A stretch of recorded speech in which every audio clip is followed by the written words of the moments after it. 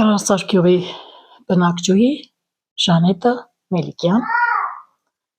Ապրում եմ Կարասար գյուղում։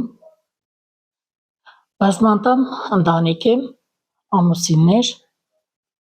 տղաս, հարսս, 3 երեխաները փոքրիկ, մեկը առաջի դասարան է դոստերը, 2 փոքրիկը, մեկը կրթարան է գնում է, մյուսը չի հաճախում դպրոց, դեռ փոքր է, 2 տարեկան է։ Ուրեմն մեր գյուղում հանեցին բրուցելոզ, հիվանդություն անասունների մեջ, եկան այրան անալիզ վերցրեցին, սկզբնական շրջանում հանեցին 1 կով, հետո անցավ մի ժամանակ եկան երկրորդ անգամ անալիզը վերցնելու, հանեցին 3 կով, որոնք 3-ն էլ հղի էին, նոր պետք է ծնեին։ Հետո անցավ երրորդը եկան արդեն անալիզ վերցրեցին, հանեցին 9 կով։ Էդ էր իմ տան եկամուտը, իմ ապրուստս, երեխաներին պահելու միջոցը, ընտանիքը պահելու միջոցը։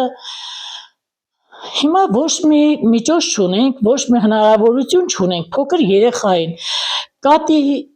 կատի պահանջ ունեն, բաների պահանջ ունեն։ Իմ երեխաները գյուղի երեխեք էին, սովոր էին կատը մտերքի օգտագործելուն։ Միայն երեխաները չէ, մենք էլ, մեծերս էլ, բայց հիմա մենք մնացել ենք առանց անասունների։ Ինչ պետք է լինի մեր վիճակը, աղջիկ ջան։ Կուզեմ իմանամ, ինչպես պետք է մեզի փող հատուցեն։ Հատուցել են 1 կովին 1 կիլոգրամ մսին տվել են 1300 դրամ տարել են։ Հիմա պետությունը պետք է մեզ հովանավորի, չգիտենք, ասել են 700 դրամ, սկզբից 1000 դրամ, հիմա դարձրել են 700 դրամ, ու չգիտեմ, ըդիկ այն գումարը չէ, որ տալիս են մեր ժողովրդին, որպես գոյատևելու միջոց, ապրելու, հնարավոր չէ դրանով ապրել։ Խնդրում եմ, ձեռք մեկնեք, թող պետությունը ձեռք մեկնի, որ գյուղացին գոնե կանգնի ոտքի։ Այսպես չի լինի, աղջիկ ջան։ Հարցեր ունեք։ Ինչ կասկածներ ունեք, այս վարակը նախկինում արդյոք եղել է էլի։ Ոչ, հիմա էլ ես գիտես ինչ, չեմ հավատում, որ եղել է բրուցելոզ։ Սա մի խաղ էր պետության կողմից ժողովրդի համար, որ իրենք իրենց խաղը խաղացին բրծան, ու վсё։ Ամենը ընտրություններում էլ խաղ են խաղում։ Ինչ մնաց գյուղացու վրա խաղ չխաղան, պես նա ու տանեն անասունները ծրի վերասյա։ Որ ընկերությունն է ձեզնից վերցնում այդ միսը։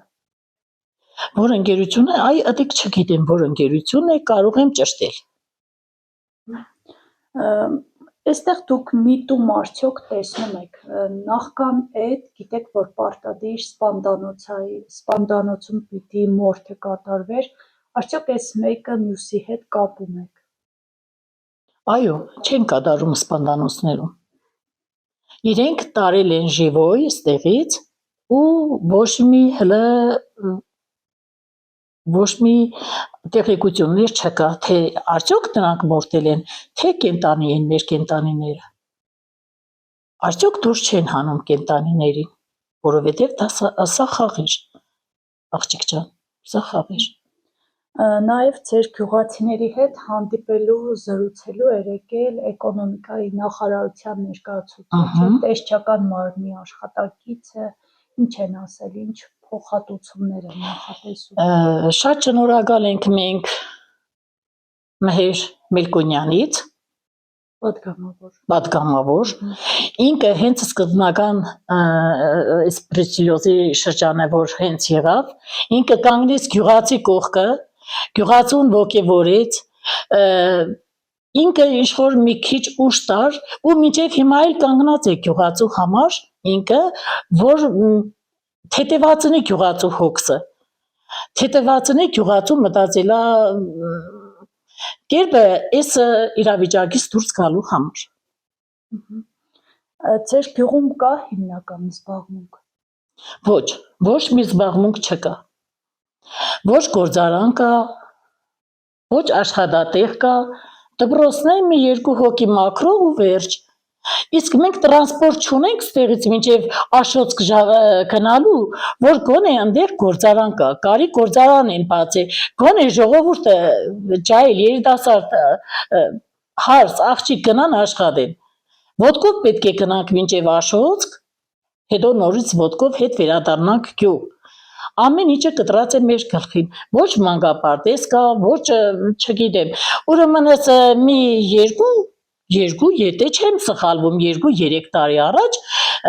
40 միլիոն դրամ մեզ հատկացրեցին ջուրը նորոգելու համար, մեր ջրակցերը։ Հիմա աղջիկ ջան, խնդրեմ, ես բացեմ աղբորը, դու նայ տես ինչ կեղդոտ ջուր կուկա մեր աղբորից։ Մենք կեղդոտ ջուր կխմենք, չգիտեմ այդ 40 միլիոն